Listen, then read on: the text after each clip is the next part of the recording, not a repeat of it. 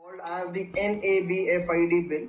It basically stands for the National Bank for Financing Infrastructure and Development Bill 2021.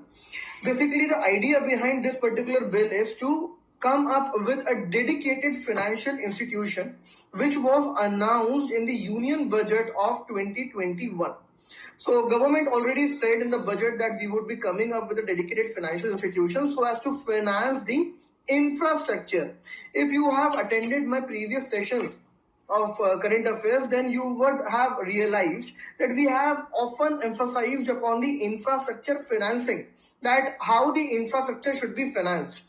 And because of this particular issue की infrastructure finance कहां से होगा, इसको tap करने के लिए एक पर्टिकुलर बिल लेके आया गया है. अब इस डीएफआई का मल्टीपल यूज भी हो सकता है इन दी अदर सेक्टर्स. जैसे आज के आर्टिकल एक था of the N.K. Singh, the chairman of the 15th Finance Commission, who said that DFI can also be brought up to finance the health sector, ताकि जो डेडिकेटेड फंडिंग रिक्वायरमेंट्स हैं of the health sector उसको भी हम पूरा कर सकें. Okay, so that's a different issue जो आप डीएफआई को दूसरे सेक्टर्स में भी सजेस्ट कर सकते हैं in mains examination and the interview stage. But here first we would be understanding, और if you haven't done it before, then for you it will be a new thing. Otherwise it would be a quick revision as to understand कि infrastructure financing क्या है और उसे हम कैसे पूरा करते हैं. तो infrastructure financing के लिए एक dedicated institution की जरूरत क्यों है? First of all, please try to understand that infrastructure financing अपने आप में एक long gestation financing requirement है. Long gestation in the sense these infra projects tend to have a long duration for the completion of projects. जैसे dam का construction होना है, so it takes near around 10 to 15 years. इसी तरीके से अगर कोई एक्सप्रेस वे बनना है, फ्राइट कॉरिडोर्स का डेवलपमेंट होना है, so they usually take more than 10 years, 15 years like that. अब उतने टाइम के लिए अगर एक कैपिटल लॉक्ड रहता है किसी एक पर्टिकुलर प्रोजेक्ट में, तो वो कैपिटल सर्कुलेट नहीं हो पा रहा है. First point in the entire economy. तो जो रिटेल कंज्यूमर्स हैं जिनको लोन मिल सकता था from the scheduled commercial banks, but अब उनको लोन नहीं मिल पा रहा है because of the liquidity crunch, as the larger share of the banks capital is now pumped or locked into these kind of projects. तो इसीलिए एडवाइजेबल नहीं है कि इंफ्रास्ट्रक्चर प्रोजेक्ट्स को आप बैंक्स के चैनल्स के थ्रू फंड करें. सेकेंड, क्योंकि यहाँ पे लॉन्ग जेस्टेशन पीरियड है, so often the infrastructure projects result into asset liability mismatches. अब जब असेट लाइबिलिटी मिसमैचेस होते हैं तो यहां से क्रिएट होती है एनपीए की प्रॉब्लम. अब एनपीए अगर एक पर्टिकुलर इंफ्रास्ट्रक्चर प्रोजेक्ट बनता है, उसका ये मतलब नहीं है कि वो इंफ्रा प्रोजेक्ट जो है वो इकोनॉमिकली वायबल अब नहीं है. It is possible that a project is economically viable, yet it has been declared as NPA because that project is unable to service its debt. जो उसने लोन लिया है उसको वो सर्विस नहीं कर पा रहा है, इसके कारण वो एनपीए में डिक्लेयर कर दिया गया. फिर उसके फर्दर प्रोसीडिंग्स होंगी और हो सकता है आईबीसी में जाके उसकी सॉल्वेंसी हो जाए. राइट, तो ये काफी सारी प्रॉब्लम्स क्रिएट होती हैं. अब ये असेट लाइबिलिटी मिसमैचेस कैसे क्रिएट होते हैं? Now these can be a result of policy disruptions, policy interventions, judicial interventions.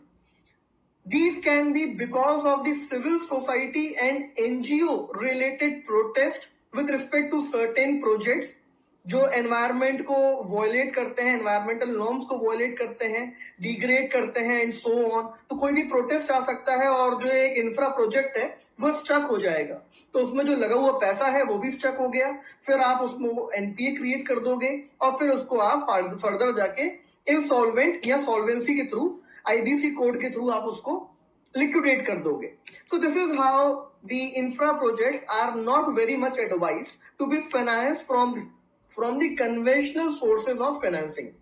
तो अब इन रीजंस के कारण हमें ऑल्टरनेटिव सोर्सेज ऑफ फाइनेंसिंग ढूंढने हैं इंफ्रा के लिए. तो what are the best possible sources to finance infrastructure? अब क्विकली जॉट डाउन करते जाइए. The first point could be loans. I am sorry. अब यहाँ पे आप लोन्स कहां से लोगे? So loan you can take from the World Bank, loans you can here take from the other international financial institutions including World Bank, ADB, BRICS Bank which is called as the New Development Bank and so on. इसका फायदा क्या है? क्यों हम loans SCBC नहीं ले रहे हैं, that is the scheduled commercial bank से नहीं ले रहे हैं, लेकिन हम इंटरनेशनल इंस्टीट्यूशन से ले रहे हैं जहां पे इंटरनेशनल लेवल पे बैंक्स हैं। तो व्हाट इज द डिफरेंस? देखिए, पहला डिफरेंस है that the loans that you take from the international financial institutions, you get them at the concessional rate. अब जब आपको ये loans concessional rate पे मिलते हैं तो प्रोजेक्ट की कॉस्ट कम हो गई, these loans are more stable, these loans do not cause liquidity crunch, और ये सारी प्रॉब्लम्स आपको फेस करनी पड़ती हैं शेड्यूल्ड कमर्शियल बैंक्स में, जहां पे इंटरेस्ट रेट भी हाई है, लिक्विडिटी क्रंच भी होता है, इकोनॉमी में जो मनी का सर्कुलेशन है वो अफेक्ट होता है अगर आप large infra projects through the commercial banks finance करते हैं तो, राइट? तो ये बेटर एक ऑप्शन है कि आप इंटरनेशनल इंस्टीट्यूशन से लोन ले लें। इसके अलावा क्या ऑप्शंस हैं? इसके अलावा आपके पास ऑप्शंस हैं कि आप बॉन्ड मार्केट को इंक्रीज करें, स्ट्रेंथन करें और एक्सपैंड करें on the lines of the USA. This was also recommended by the Arvind Subramaniam recently last year, and it is also mentioned in the Economic Survey of 2021. Bond market के कुछ examples हैं, जैसे NHAI, that is the National Highway Authority of India, इसने masala bonds को release करा था in 2019. So these are good examples like और which can be replicated by other major infrastructure projects, whether they are being developed by a private player or through the PPP mode or exclusively by the government. वो कैसे भी develop किए जा रहे हो, वहां पे आप मसाला बॉन्ड्स या बॉन्ड्स को रिलीज कर सकते हैं, जहां पे इंस्टीट्यूशंस इन्वेस्ट कर सकते हैं, रिटेल कस्टमर्स इन्वेस्ट कर सकते हैं, फॉरेन इंस्टीट्यूशनल इन्वेस्टर्स इन्वेस्ट कर सकते हैं and so on. These bonds then can also be made tradable. जब इनको आप ट्रेडेबल बनाते हो तो इनकी वैल्यू फर्दर इंक्रीज होने के चांसेस काफी हाई रहते हैं. ओके, यहाँ पे एक और एग्जांपल आप यूज कर सकते हैं, that of the municipal bonds. तो इंफ्रास्ट्रक्चर रिक्वायरमेंट्स लोकल लेवल पे भी क्रिएट होती हैं, and you all know that municipalities in our country are deprived of the funds. तो बेसिकली जो प्रॉब्लम है म्युनिसिपैलिटीज के साथ या अर्बन लोकल बॉडीज के साथ, वो हम लिस्ट करते हैं that the problems are related to funds, functionaries and functions. 3F की हम प्रॉब्लम बताते हैं. तो फंड्स की प्रॉब्लम है, वो आप कैसे सॉल्व कर रहे हैं? म्युनिसिपल बॉन्ड्स के थ्रू. इसके कुछ एग्जांपल्स भी हैं लाइक पुणे एंड बैंगलोर, जिनके म्युनिसिपल बॉन्ड्स काफी ज्यादा फेमस हुए थे, काफी ज्यादा इन्होंने अट्रैक्ट किया इन्वेस्टमेंट. इसके अलावा और क्या ऑप्शंस हैं अब आपके पास? Then you have the option here of coming up with the monetization. देखिए, गवर्नमेंट के पास काफी सारे ऐसे असेट्स हैं which are lying idle. अब ये असेट्स क्या हैं? The most significant asset here would be land. सबसे ज्यादा जो आइडल लैंड अवेलेबल है with government, it is with the defence sector and the railway sector. इस लैंड को आप मोनेटाइज कर सकते हैं. मोनेटाइज मतलब इसको आप लीज पे प्रोवाइड कर सकते हैं, इसको आप बेच सकते हैं, you can sell that land. इसके अलावा what you can do is you can ask the private players to develop those land which is lying basically idle. तो उससे आप जो भी रेवेन्यू अर्न करेंगे उसको आप इंफ्रा फाइनेंसिंग में यूज कर सकते हैं. इसके साथ साथ the new disinvestment policy of 2021 which again was announced to the budget, it will also help the infrastructure financing. तो अब यहाँ पे आपको अंडरस्टैंडिंग होना जरूरी है कि न्यू डिसइन्वेस्टमेंट पॉलिसी इंडिया की क्या है. इस पर डायरेक्ट क्वेश्चन आप एक्सपेक्ट कर सकते हैं in the mains examination just on the policy. अब मैं पॉलिसी को उतने डिटेल में आपको नहीं समझाऊंगा, आपको एक बार मैं क्विक ओवरव्यू दे देता हूं. ऑलरेडी हम डिस्कस कर चुके हैं न्यू डिसइन्वेस्टमेंट पॉलिसी. इसमें गवर्नमेंट ने अपने सेक्टर्स को डिवाइड किया है इन 2 parts, strategic sectors and non strategic sectors. Government ने स्ट्रेटेजिक सेक्टर्स में फर्दर 4 सेक्टर्स बताए हैं जो स्ट्रेटेजिक हैं. Those includes atomic energy, power, telecommunication, coal, petroleum, energy, banking, financial services and etc. तो ये स्ट्रेटेजिक सेक्टर्स हैं जहां पे गवर्नमेंट का ये कहना है that we will hold bare minimum presence. Bare minimum presence keyword है, इसको जॉट डाउन कर लो आप please. Bare minimum presence government का रहेगा, and apart from the bare minimum presence, जो भी बची हुई पब्लिक सेक्टर यूनिट्स हैं उनको या तो हम शट डाउन कर देंगे, या उनको मर्ज कर देंगे, या उनके स्टेक्स को हम डाइवेस्ट कर देंगे। फाइन, ये हो गया स्ट्रेटेजिक सेक्टर्स की बात। नॉन स्ट्रेटेजिक सेक्टर्स में गवर्नमेंट ने कहा है that we will completely exit from the non strategic sectors. Very clear. अब गवर्नमेंट का टारगेट क्या है from the new disinvestment policy? तो गवर्नमेंट का टारगेट है to achieve the target of और to generate the revenue 1.75 lakh crore, जो पिछले साल के टारगेट से कम है। पिछले साल 2.10 लाख का था। अचीव कितना हुआ? रफली 20,000 करोड़ के आसपास, 19,000 करोड़ के आसपास ही गवर्नमेंट अचीव कर पाई। तो इस साल गवर्नमेंट ने टारगेट भी कम किया है और काफी सारे अपने प्रोस्पेक्ट्स बताए हैं कि हम एयर इंडिया को जैसे हम डिसइन्वेस्टमेंट से कंप्लीट करेंगे, एलआईसी का आईपीओ हम रिलीज करेंगे, इसके साथ शिपिंग कॉर्पोरेशन लिमिटेड को हम डिसइन्वेस्ट करेंगे एंड सो ऑन। तो यहाँ पे न्यू डिसइन्वेस्टमेंट पॉलिसी से जो आपके पास फंड आ रहा है उसको भी आप यूज कर सकते हैं to finance the infrastructure financing. इसके अलावा लास्ट पॉइंट जो आप यहाँ पे मेंशन कर सकते हैं in the alternative sources, that is to tap the funds. What kind of funds which have the longer liability and it matches the requirements of the infrastructure financing. ऐसे कौन से फंड्स हैं? पेंशन फंड है, definitely yes. Insurance funds हैं, and there are sovereign wealth funds. So in India, already there are countries like Canada, Germany, UK who are using the pension funds and sovereign funds to invest in India. Why? Because I already have said कि इनकी भी longer term liabilities होती हैं, काफी longer duration होता है इनका। तो ये इंफ्रास्ट्रक्चर फाइनेंसिंग को कंप्लीटली मैच करते हैं। इंफ्रास्ट्रक्चर आपको चाहिए 15-20 साल तक की फंडिंग।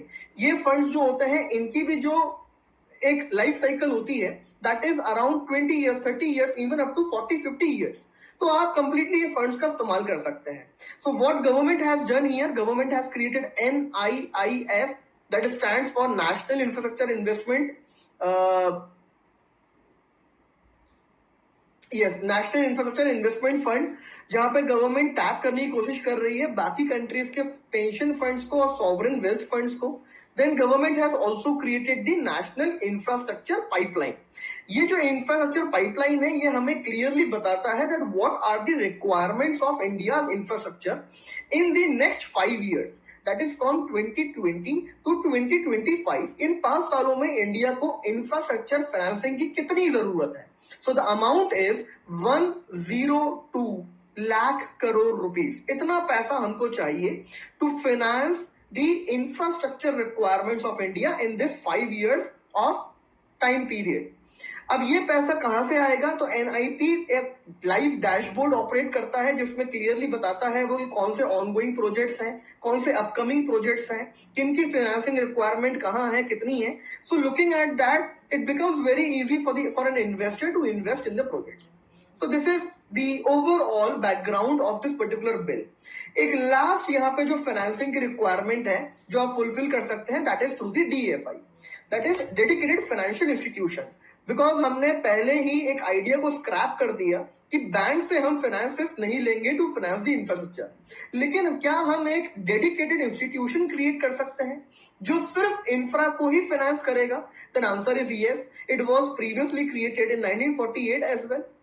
जब हमने 5 ईयर प्लान्स लॉन्च करे थे तब भी फाइनेंसिंग की रिक्वायरमेंट थी हमको, तब भी हमने बैंक से पैसा नहीं लेना था, तो हमने एक DFI क्रिएट किया था और इसने काफी हेल्प करी थी इंडिया को in the initial stages to finance its infrastructure.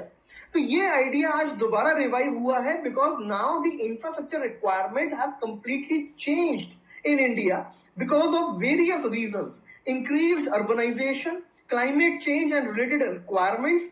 तो क्लाइमेट चेंज के हिसाब से आपको अडेप्टेशन एंड मिटिगेशन को इनकॉर्पोरेट करना है आज इंफ्रास्ट्रक्चर में, जिसके लिए आपने CDRI की भी बात करी है, that is collision for disaster resilient infrastructure, building back better, BBB। तो ये सारी जो चीजें हैं ये आपको अब इंक्लूड करनी है, तो इसके कारण कॉस्ट आपकी इंक्रीज हो जाती है।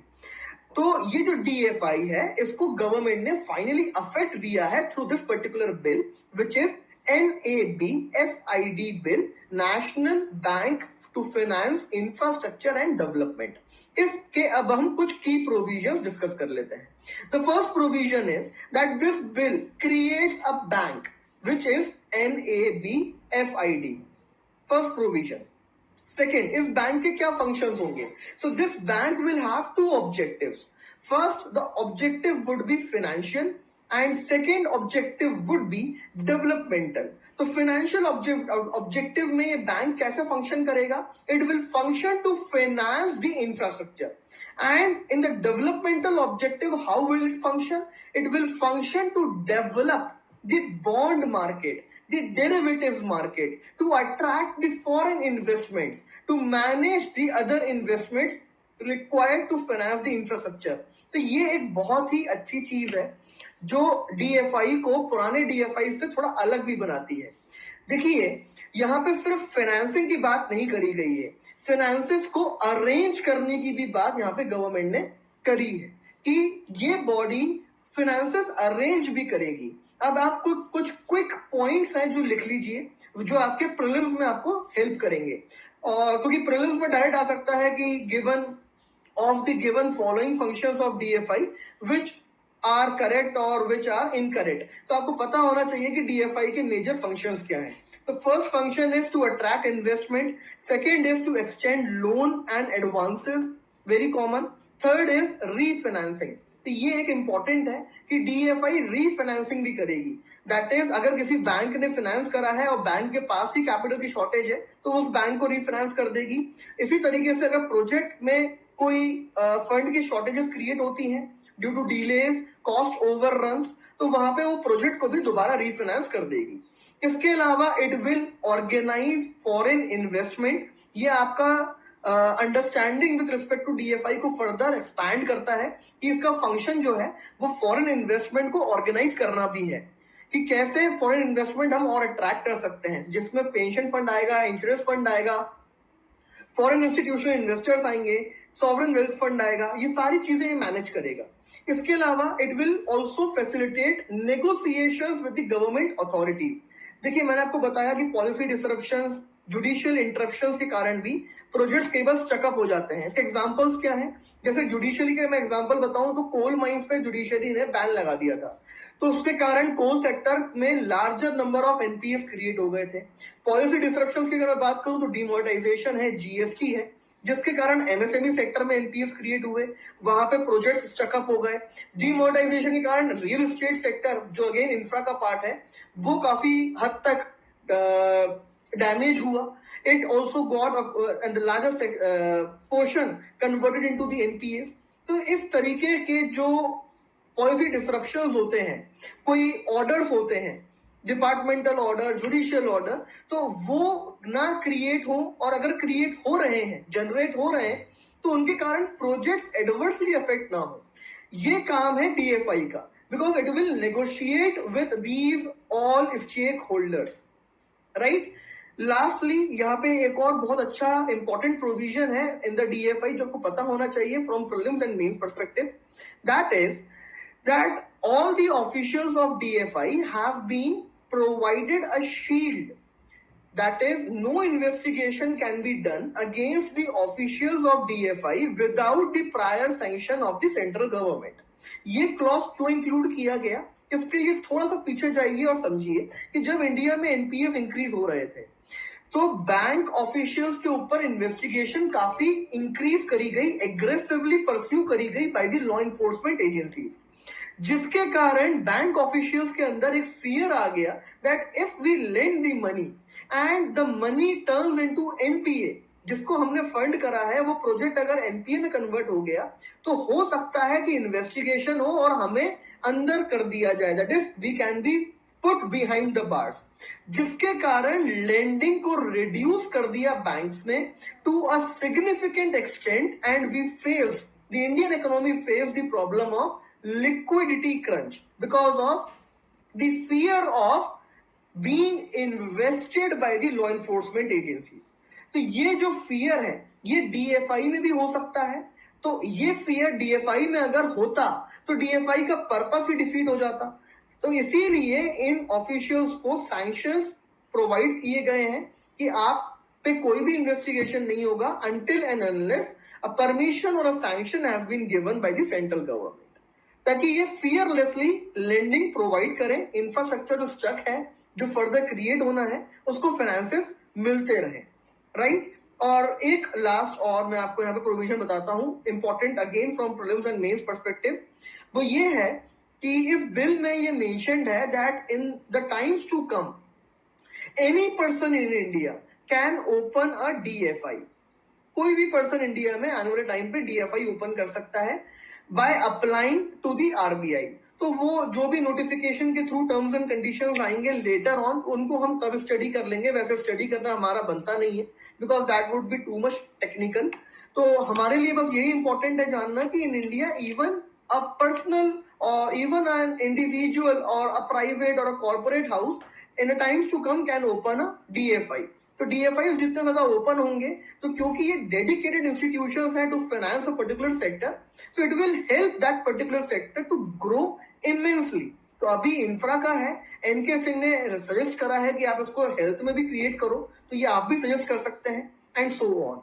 इसके क्रिटिसिज्म भी है कि 1948 में हम ये यूज करते थे, उसके बाद 1990s that is after LPG reforms, जो नरसिम्हन कमिटी बनी थी उसने DFIs के अगेंस्ट में सजेशन दिया था that the era of DFIs is now over and we should not come up with more number of DFIs.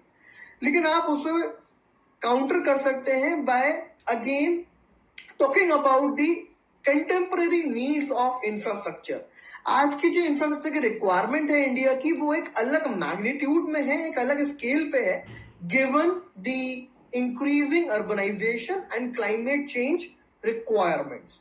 तो ये पॉइंट के थ्रू आप जस्टिफाई कर सकते हैं द डेवलपमेंट ऑफ और the creation of DFIs in India. This was about the DFI. If you have any doubt, you can ask.